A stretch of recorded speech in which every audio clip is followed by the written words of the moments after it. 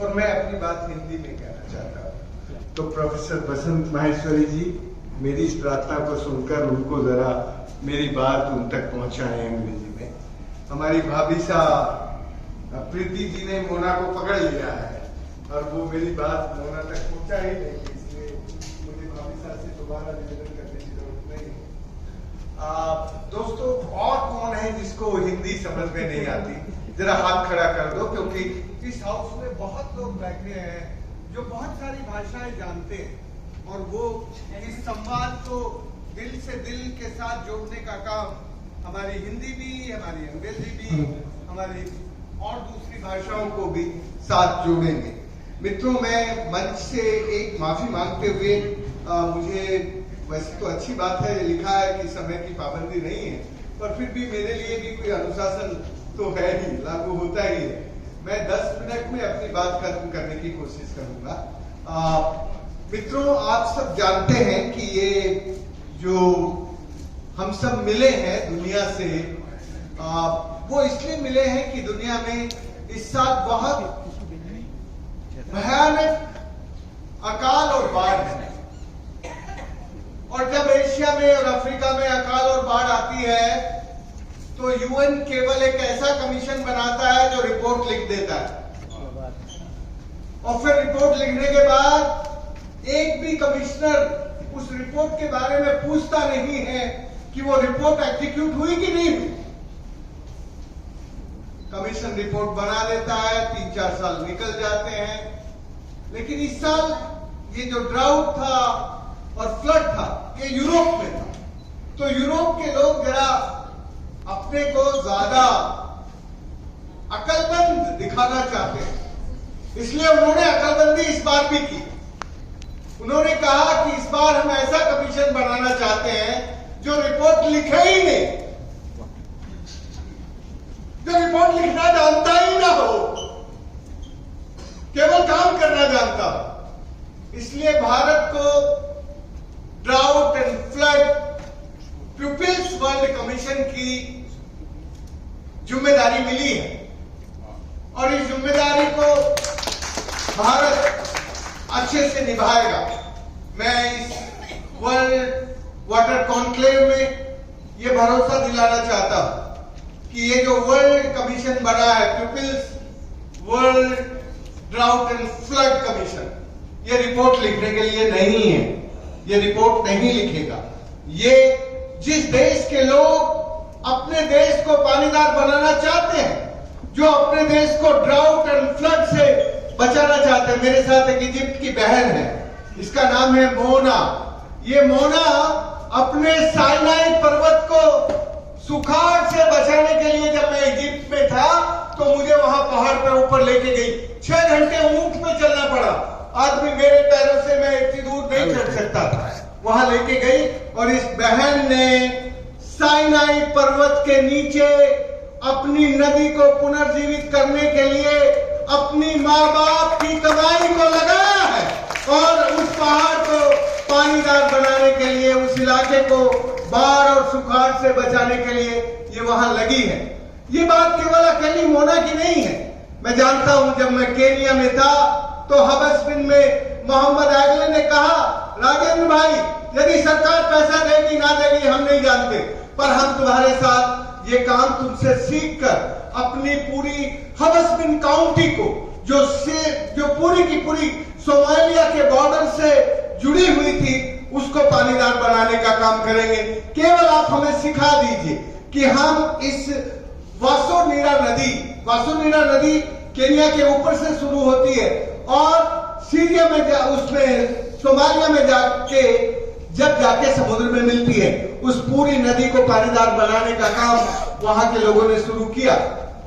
मैं ये 2 उदाहरण केवल इसलिए रख रहा हूं, आज आपके सामने सैकड़ों उदाहरण रख सकता हूं। इस हाउस में मैं जानता हूं, बनारस से लेनिन आया हो या फिर ईरान, इराक और पूरी नॉर्थ ईस्ट में काम करने वाला हमारा दोस्त प्रेम नारायण शर्मा बैठा हो यहाँ, जिसने पूरे उस इलाके में वहां के इलाके को बाढ़, उखाड़, पिछले एफओ के साथ मिलकर यूएन में रहकर जिस तरह से प्रैक्टिकल काम करके उस इलाके में अद्भुत काम किया।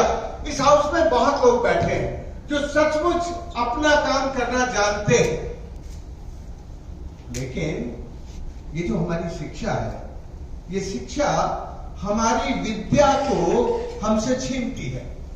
और जब हमारी शिक्षा हमारी विद्या को छीन लेती है, तब हम कलम चला के किताबें लिखना या रिपोर्ट बनाना सीख जाते हैं, और फिर हमारी एनर्जी विद्या से हटके शिक्षा की तरफ मूव होती है। और जब हम विद्या से हटके शिक्षा की तरफ मूव होते हैं, तब हम धरती पे काम करना बंद कर देते हैं। इसलिए मैं सबसे पहले आशुतोष जी आपको कह रहा हूं, मैं जानता हूं मुझे ये बात कार्तिकेय को नहीं कहनी, क्योंकि उन्होंने अपने भाषण में अपनी बात बहुत सफाई से कि दुनिया में यदि अकाल बाढ़ के वक्त बचना है तो फिर अपने समुदाय से सीखकर उस काम को करना है। बहुत क्लियरली उसने अपने भाषण में कहा। लेकिन तुम्हारे भाषण में ये बात नहीं थी। तुम्हारे भाषण में पूरी मटेरियल की जो साइंस है, उसी मटेरियल साइंस में तुम अभी भी फंसे हो, जबकि तुम क्रिएटर हो, उस कमीशन के क्रिएटर के पार्ट हो। फिर भी इसलिए मुझे इस सम्मेलन में आज केवल 2-3 जरूरी खास बातें कहनी है, क्योंकि ये जो सम्मेलन है ये कोई हमारा फॉर्मल सम्मेलन नहीं है। इस सम्मेलन को किसी ने किसी प्रोजेक्ट से स्पॉन्सर किया हो, बिल्कुल नहीं। हमारे चांसलर और हमारे वाइस चांसलर और इस यूनिवर्सिटी के सारे टीचर और विद्यार्थी, इन लोगों का योगदान है, जिसके कारण ये घरेलू तरह से सबको, हम जितने मेवाड़ के लोग मनवार करना जानते हैं, हम मनवार भी करेंगे, हम सम्मान भी करेंगे। जितना हमारे मेवाड़ियों का जो कल्चर है, संस्कृति है, उसके सम्मान में सब कुछ करेंगे। पर हम कहना ये चाहते हैं कि यदि हमें 21वीं शताब्दी में इस दुनिया को फिर से ये करके दिखाना है कि हम बाढ़ और सुखाड़ मुक्ति की युक्ति जानते हैं, और ये बाढ़ सुखाड़ मुक्ति की युक्ति सबसे पहले राजा जनक ने हमें सिखाई थी। राजा जनक जब सुखाड़ के वक्त में पूरी तरह से पूरा अर्धा सूखे में था, तो वहां की प्रजा ने जाके राजा जनक को कहा, राजन तुम अपनी सुंदर महारानी के प्यार में डूब गए हो और महल से बाहर नहीं निकलते हो। ठीक है, महारानी को प्यार करना चाहिए, महारानी है, लेकिन राजा केवल एक से प्यार नहीं कर सकता। हम जन सामान्य एक से प्यार कर सकते हैं, लेकिन राजा को यह इजाजत नहीं है कि वो केवल एक अपनी महारानी से प्यार करे। राजा के लिए सारी प्रजा एक समान है, महारानी के समान है। इसलिए आप महारानी को महल से बाहर निकालो। महारानी और राजा जनक ने मिलकर हल चलाया। ये हल चलाने का काम किसने कहा था? उस काल की प्रजा ने कहा था। और ये जो हल चला के पसीना निकाल के, इसको कहते हैं adaptation and mitigation of the drought crisis. ये जो पसीना है, जब हम इस नेचर से जितना लेते हैं उतना अपनी मेहनत और पसीने से देने लगते हैं, फिर इस धरती पर प्रलय का प्रपंच नहीं चलता। प्रलय का प्रपंच तभी तक चलता है जब तक हम इस प्रकृति से अपने लेने और देने के रास्तों को प्यार से निभाते नहीं हैं। इसलिए दोस्तों, हमें सुखाड़ सिखाया राजा जनक के जमाने में, जब महाकाल पड़ा था सूखे का, और राजा जनक ने अपनी महारानी को महल से निकाल के दोनों ने मिलकर हल चलाया और पसीना आया और पसीने की बूंदें धरती पर पड़ी, हरियाली आई, हरियाली से बादलों को फिर एक बरसने का, एक वातावरण का सृजन हुआ। द्वापर काल में जब कृष्ण तरुण थे, युवा भी नहीं हुए थे, तब कंस का राज था मथुरा में, और कंस के राज से इंद्र बहुत त्रस्त था, बहुत दुखी था। सबसे ज्यादा दुखी था इंद्र। तो इंद्र को गुस्सा आया, तो इंद्र ने कहा कि ये बादल तो मेरे कब्जे में है, तो मैं इन बादलों को टकरा देता हूं। तो इंद्र ने दोनों तरफ के बादलों को आपस में टकरा दिया, भयानक बारिश हुई। तो वृंदावन और द्वारिका तक बाढ़ आई। तो कृष्ण ने क्या किया? लोग कृष्ण के पास गए और कहा कि भाई तुम्हारे दोस्त इंद्र ने यहां बाढ़ ला दी, हम तो सब तबाह हो गए। तो कृष्ण ने कहा कि मेरे दोस्त को ये मालूम नहीं था कि ये बाढ़ लाने से मेरी गरीब जनता तबाह होगी।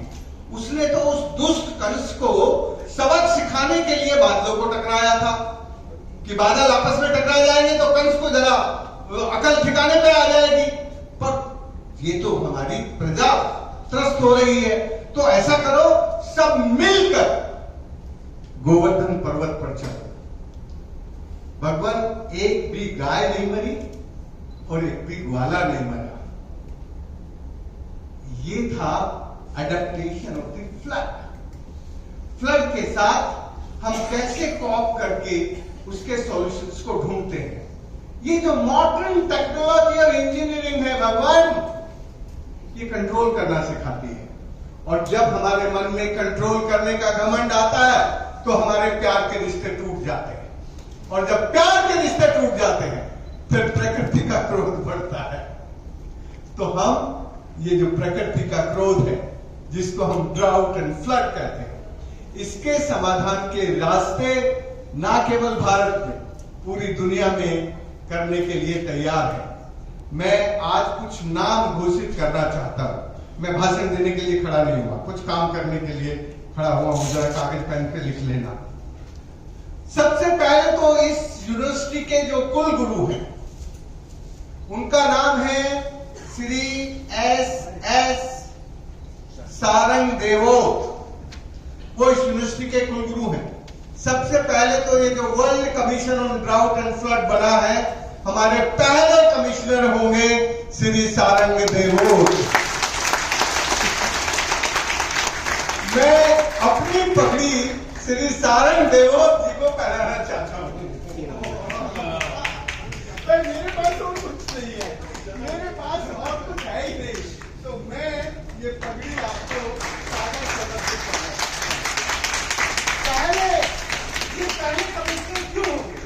क्योंकि ये पहले व्यक्ति वो हैं जो इस शिक्षा में विद्या को दोबारा से लाना चाहते हैं।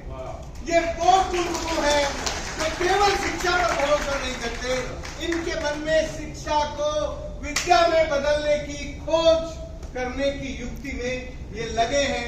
इसलिए मैंने अपना साफा उनको सादा भेंट किया। आपको स्वीकार है ना? बिल्कुल। चलिए जरा एक बार ताली बजा दो यार।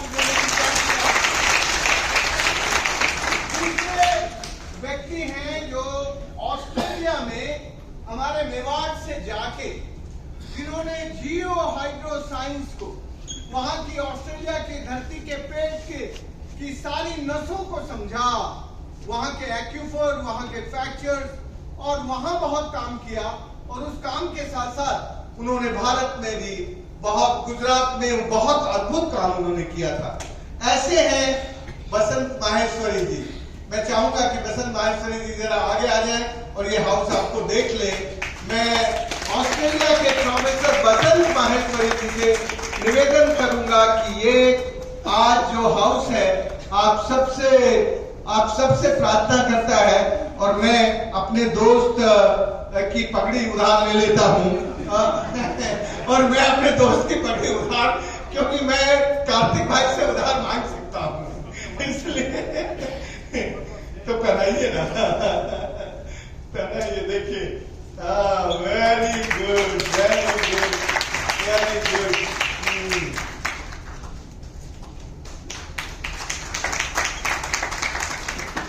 तीसरे होंगे कार्तिकेय सारा भाई। कार्तिकेय सारा भाई कच्छ को, पूरे को, गुजरात को समझते हैं और वो राजस्थान को भी समझते हैं। तो ये जो कच्छ वाला इलाका है, ये एक एग्रो इकोलॉजिकल क्लाइमेटिक जोन है। और वो जो एग्रो इकोलॉजिकल क्लाइमेटिक जोन है, इनके पास उसकी समझ भी है और देश और दुनिया की भी समझ है। मुझे बहुत अच्छे से याद है जब 92 में रियो डी जनेरियो में पहला एक तरह से कोप हुआ था रियो डी जनेरियो में, तब हमारे दोस्त कार्तिकेय भाई ने शिक्षा से शिक्षा में हम किस तरह से अपने समाज की समझ को बढ़ाएं, विद्या को एक तरह से आगे लेके आए, तब से लेके अभी तक वो उस काम को बराबर जारी रखे हुए हैं। आप हिसाब लगा सकते हैं कितना पुराना है। मेरा उनका रिश्ता बहुत पुराना है और मैं उनको बहुत अच्छे से जानता हूं। और ये पगड़ी मैं अपने एक बार फिर पहनाने के लिए नहीं आ रही है तो अच्छा मेरी ये चद्दर तो मेरी चद्दर तो ये है ही यार इसको। ये जो है कार्तिकेय सारा भाई, उनकी पगड़ी उनको काम आ जाएगी तो उसको अभी ये दे देते हैं। तो हमारे तीसरे कमिश्नर हुए कार्तिकेय सारा भाई। मैं चौथा लेके चलता हूं आपको इजिप्ट। मैं जानता हूं वो उम्र में कम है, मैं जानता हूं वो अभी नया काम अपनी जमीन पर शुरू कर रही है, पर यदि हम युवाओं को अपना साथी नहीं बनाएंगे तो फिर हम आगे कैसे जाएंगे।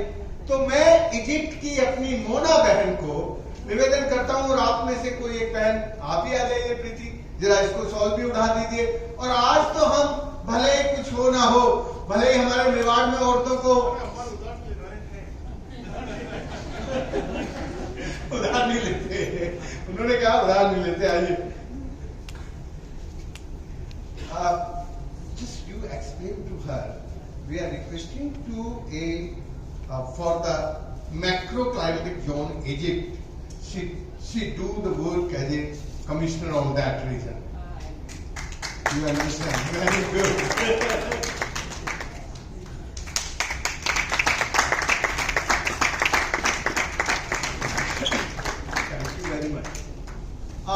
मैं अब निवेदन कर रहा हूं, हमारे एक साथी हैं प्रेम निवास शर्मा। वो कहते हैं यार देखो मुझे, मैं यूएन में और एफओ में बहुत दिन रह लिया, अब मैं किसी पद पे जिम्मेदारी पे नहीं रहना चाहता, तो मैं उनको कोई जिम्मेदारी नहीं देना चाहता। पर आज का दिन ये है कि उनको पता चल जाना चाहिए कि उस आदमी ने जिस दिन से ये कमीशन बना, सबसे ज्यादा मेहनत इस आदमी ने की।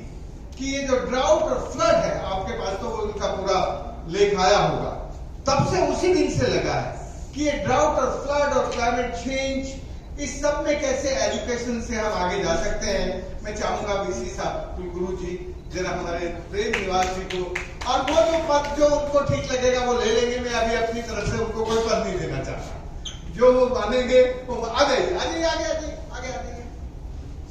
जाइए। कल प्रेम निवास शर्मा की बात आप सुनेंगे। इधर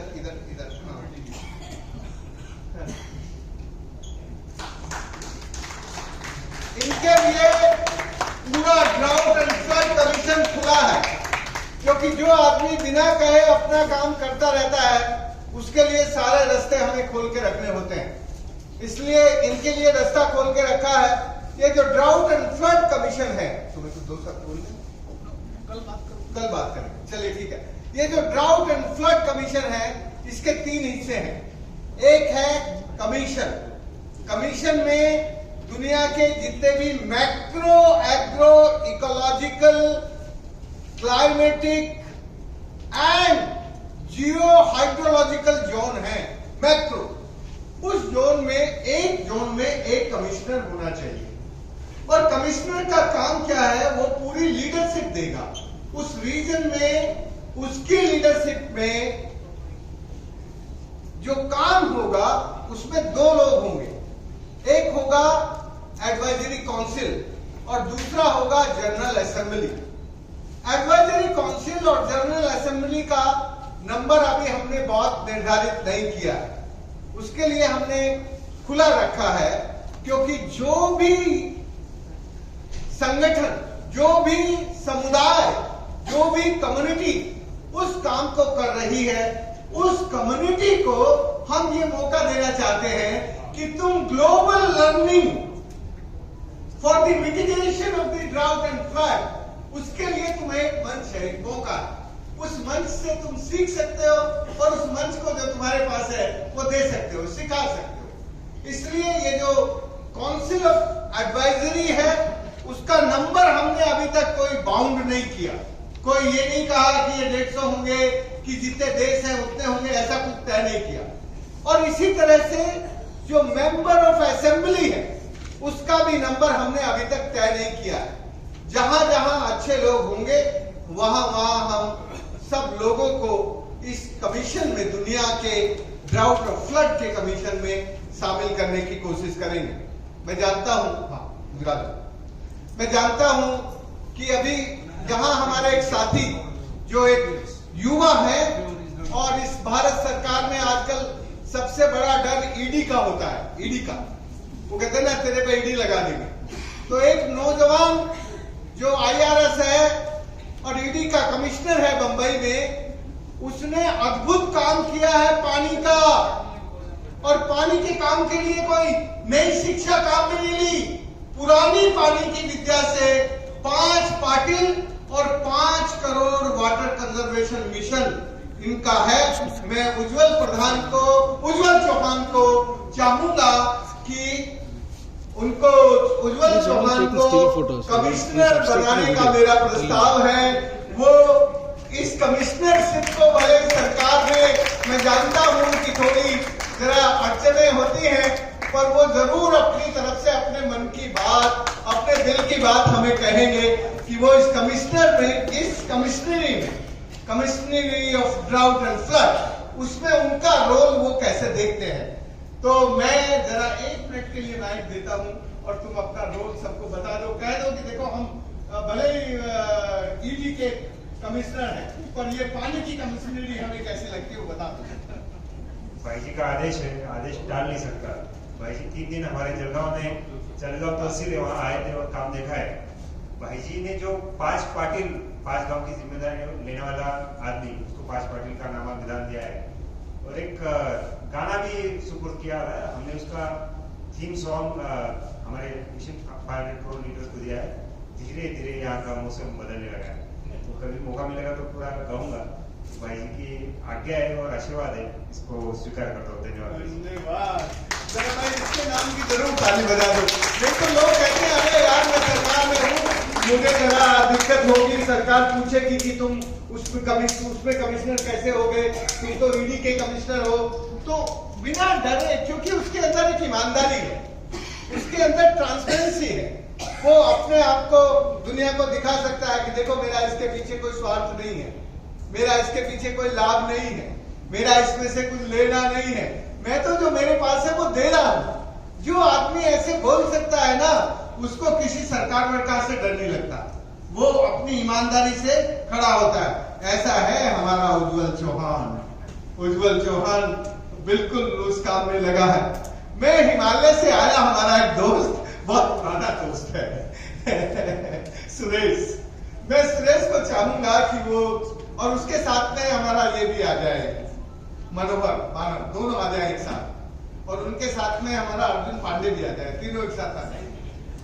ये तीनों हमारे गंगा बेसिन के, जो हमारा गंगा का मैक्रो बेसिन है, वो हिमालय के हैं। सुरेश भाई और ये अर्जुन जी अमेठी के हैं। ये ग्रुप को ग्रुप, हाँ मैं दोनों को एक साथ। सर ये भागीरथी का जल है, आपके लिए लेके आए।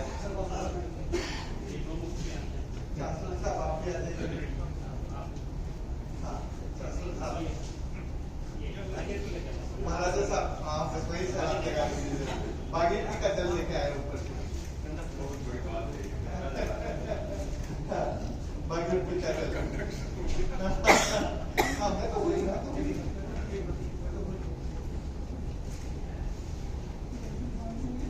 तो ये जो तीनों भाई हैं, ये तीनों हमारी जो जनरल असेंबली है, मिशन की जो जनरल असेंबली है, उसके मेंबर हैं। क्योंकि ये तीनों जमीन पे काम करने वाले लोग हैं। एक हिमालय में काम करते हैं, ये हिमालय में काम करते हैं, पूरी गंगा की ऊपर से लेकर नीचे तक यात्रा की है सुरेश भाई। ये अर्जुन पांडे हैं।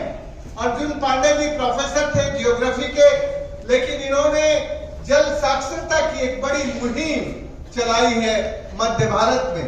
और ये हमारे मनोहर मानव है जो बिहार में है।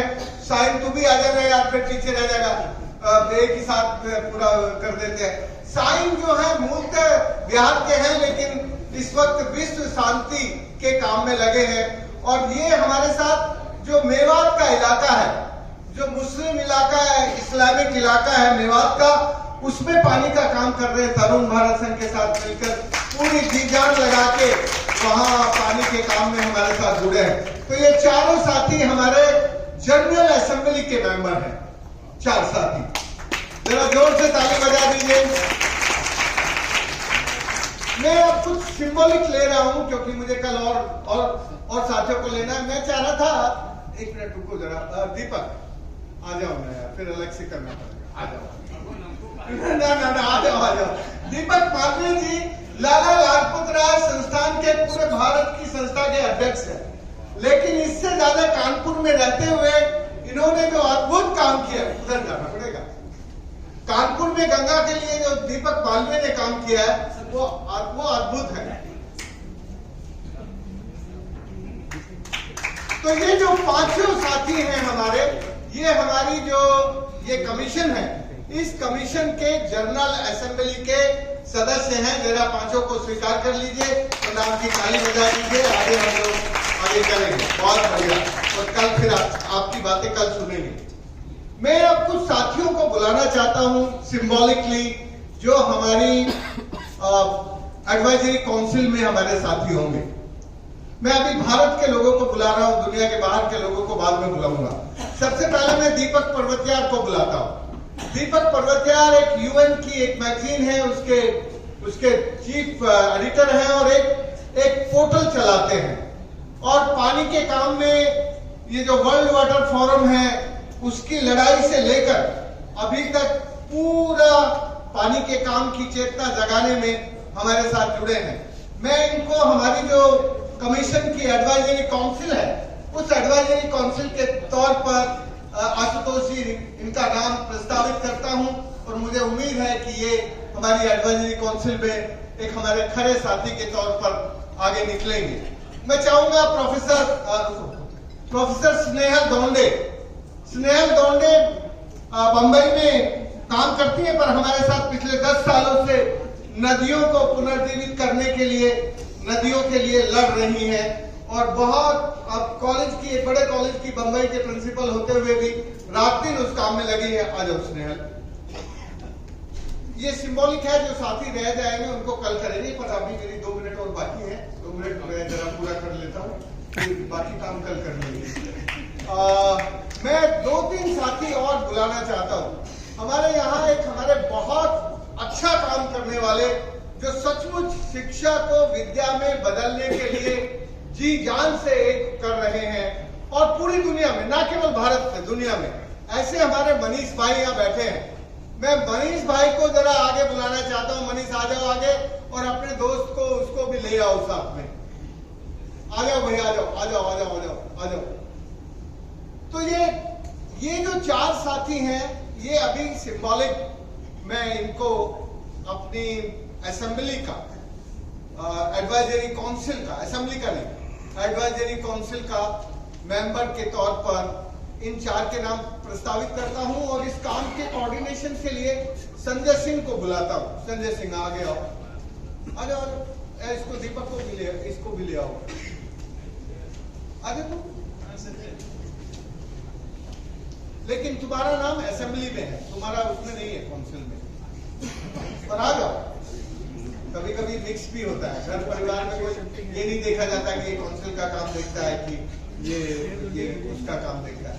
ये पिछले 8 महीनों से पूरे जयपुर जिले के सारे स्कूलों में जाके पानी, जवानी और किसानी, इन तीनों को संरक्षित करने की चेतना जगाने का काम कॉलेज और स्कूल के बच्चों के साथ कर रहा है। और संजय पूरा बुंदेलखंड में पिछले 25-26 सालों से अद्भुत काम कर रहा है। और मनीष को तो मैं कुछ कहना नहीं चाहता। मनीष को मैं हाथ में माइक देता हूं, और 2 शब्द यदि माइक से बोल देगा कि भाई तू कैसे देख रहा है इस ड्राउट एंड फ्लड कमीशन को, कैसे आगे जाना चाहिए, तो अपनी बात जरा अंग्रेजी में, हिंदी में, जिसमें ट्रेनिंग है। एक कहानी है छोटा सा। So if your tap is overflowing, अगर पानी नल से टपक रहा है, you don't just go and wipe it up. You have to turn off the tap. ये बहुत बड़ा अभी हमको है कि इसको जो कमीशन का है इसका है कि जो समस्या का जड़ तक हमको जाना पड़ेगा और ये बहुत इम्पोर्टेंट चीज। जब तक हम ये पूरा जो जिस हम अभी जो खड्डे में फंसे हुए हैं उसका जड़ पकड़ के तभी निकलेंगे। तो इसके साथ मैं पूरा तैयार हूँ। और आई थिंक एक तो आपने बोला इसका जड़ जो विद्या का जो जड़ है, विद्या को पूरा देश और दुनिया में वापस लाना है। और दूसरा जो मैं कहता हूँ एक ही अभी भगवान है, सब हिंदुइज्म, जैनिज्म, इस्लाम सब खत्म हो गया, पैसे का भगवान है। और उस पैसे जो बहुत लोगों ने बात किया उसको हमको वापस अपने सही जगह पे जाना पड़ेगा। और जो असली भगवान भाई साहब बताएंगे कौन सा है, उसको आगे ले जाना है। भारत दुनिया का गुरु जब तक था जब तक वो अपने असली भगवान को पहचानता था। और असली भगवान शब्द जो है वो संस्कृत और हिंदी में एक ही है, दोनों भाषाओं में। और तमिल में भी उसी भगवान को जानते हैं। वो कौन सा भगवान है? भय से भूमि, गै से गगन, वैसे वायु, और से अग्नि और नय से नीर। ये जो पंच महाभूत है यही हमारा असली भगवान है। और जब तक इस असली भगवान को हम पहचानते थे तब तक भारतीय लोग नीर नारी नदी को नारायण मानते थे। नीर नारी नदी को नारायण मानने वाला भारत कभी भी पानी के व्यापार की बात नहीं सोच सकता था। लेकिन आज क्या हो रहा है? आज ना भगवान की समझ रही और ना नीर नारी नदी को नारायण मानने की बुद्धि रही। इसलिए हमें दोबारा से उसी विद्या पे आना पड़ेगा जो हमें अपने भगवान को सिखाती है, जो हमें नीर नारी नदी को नारायण मानना सिखाती है। इसलिए मैं इतना ही कहना चाहता हूं कि हम जरा अपनी विद्या की तरफ ढूंढे। इस शिक्षा को मैकाले से पहले भी बर्बाद करने वाले कुछ लोग थे, लेकिन सबसे ज्यादा बर्बादी की मैकाले ने। आप किसी को गाली दिए बिना, चांसलर साहब किसी को गाली दिए बिना हम अपना अच्छा काम कर ले, इस शिक्षा को विद्या में बदल दें। और हमारी शिक्षा में जब विद्या में बदलेगी तो हम दोबारा से गुरु बनेंगे। गुरु बनने का और कोई रास्ता नहीं है। भारत को यदि दुनिया का गुरु बनाना है तो शिक्षा को विद्या में बदलना होगा। और उसके संकल्प के साथ मैं अपनी बात अभी खत्म करता हूं। मुझे आज कुछ सम्मेलन वगैरह के बारे में कल बोलूंगा। आज तो आपने एक्शन करने का मौका दिया, उसके लिए धन्यवाद। जय हिंद।